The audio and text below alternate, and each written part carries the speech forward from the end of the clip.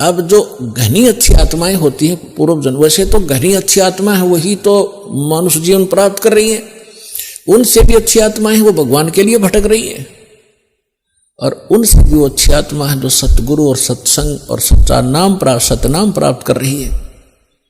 तो आप जो सतलोक आश्रम बरवाला जिला हिसार हरियाणा में आ रहे हो, ये तीसरे नंबर की सर्वश्रेष्ठ आत्माएं हो जो आपको शीघ्र से परमात्मा का ये मार्ग ठीक मिल गया।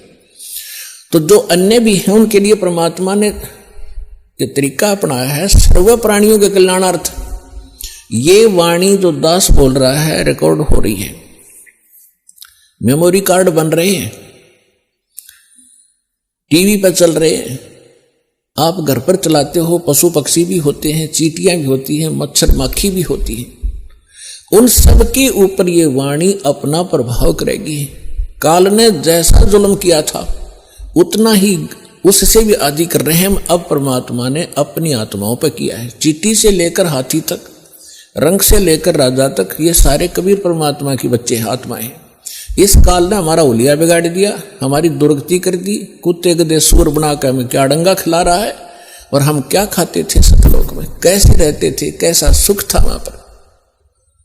अब आप तो भूल भाल गए, हम सब भूल भाल गए, भगवान ना कर फिर जगाए, यथार्थ ज्ञान को बताया। उससे पहले काल ने परमात्मा और सतलोक का नाम लेकर, कबीर जी का नाम लेकर के, और फिर और दूना ज्ञान फैलवा दिया। तो ये सभी उस परमेश्वर की आत्माएं हैं, उनके लिए परमात्मा ने ये समय फिक्स कर दिया था कि चौथा युग जब कलयुग आई तब हम अपना अंश पठाई। काल फंद छूटे नर लोई, सकल सृष्टि परवानी खोई, घर घर देखो बोध विचारा, सत्य नाम सब ठोर उचारा। कलयुग बीतते 5500 पाचा, जब ये वचन मेरा होगा साचा, कलयुग बीत जावे जब एता। परमात्मा ने कहा है कि सर्व प्राणी, सकल सभी प्राणी परम पुरुष पद चेता, परम पुरुष यानी परम अक्षर ब्रह्म पूर्ण परमात्मा के पद, पद यहां दो का बोधक है। एक तो गीता अध्याय नंबर 15 के श्लोक नंबर 4 में कहा कि अर्जुन तत्वदर्शी संत की प्राप्ति के उपरांत तत्व ज्ञान रूपी शस्त्र से ज्ञान को काटकर उसके पश्चात परमेश्वर के उस परम पद की खोज करनी चाहिए, जहां जाने के बाद साधक लौटकर फिर संसार में कभी नहीं आते, यानी पूर्ण मोक्ष प्राप्त करते। गीता अध्याय नंबर 18 के श्लोक नंबर 62 में कहा कि अर्जुन तू सर्वभाव से उस परमेश्वर की शरण में जा, उसी परमेश्वर की कृपा से तुम परम शांति को और सनातन परम धाम, सनातन शाश्वत स्थान, उस स्थान को, उस परम पद को प्राप्त होगा। और यहां दूसरा पद का अर्थ है पद्धति। पद्धति माने परमात्मा के पाने की यथार्थ विधि, वो ज्ञान। तो परमात्मा कहते हैं कि कलयुग बीत जावे जब एता, 5505 कलयुग जब बीत लेगा उसके पश्चात पूरे सभी सकल सृष्टि सारे प्राणी परमेश्वर के उस परम पद के चेता होंगे। चेता माने जानकार, ज्ञाता। और सतनाम सब ठोर उचारा। आज तक सतनाम ये बक क्या करते थे, न कख नहीं पता सतनाम है क्या चीज। सतनाम 2 अक्षर का मंत्र है जिसमें एक ओम है, एक तत् है। ये मूल मंत्र है जो दास आपको देता है। जैसे इन कमलों में बैठे जितने भी देवता हैं ये अधिकारी हैं यहाँ के, तो हम अपने लोग को तभी जा सकते हैं जब हम यहाँ सब के नो ड्यू सर्टिफिकेट ले लेंगे, क्लियरेंस मिलेगी।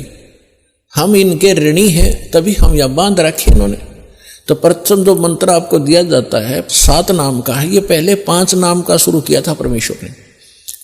धीरे धीरे आने वालों ने वो खत्म कर दिया, वो वैसे और नाम सेलेक्ट कर लिए। तो ये मूल मंत्र है।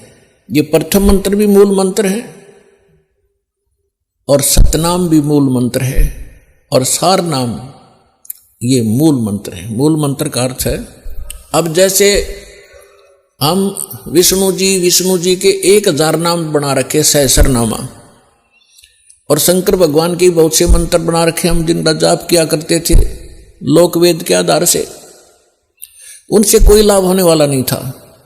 जैसे भैंसे को भैंसा भैंसा करते रहे, ओ भैंसा राम भैंसा साहब, वो कतई नहीं सुनेगा।